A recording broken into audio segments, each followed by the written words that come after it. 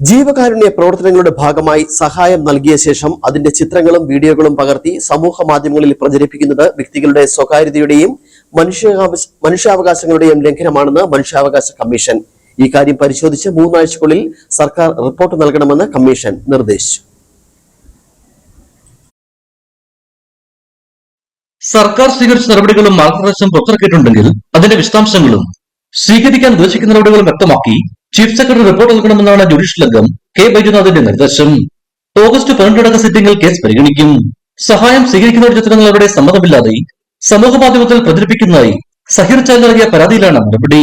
ദൃശ്യങ്ങൾ പ്രചരിക്കുമെന്ന ഭയം കാരണം സഹായം ആവശ്യമുള്ളവർ പോലും അത് സ്വീകരിക്കാൻ മടിക്കുന്നെന്നും പരാതിക്കാരൻ ചൂണ്ടിക്കാട്ടി.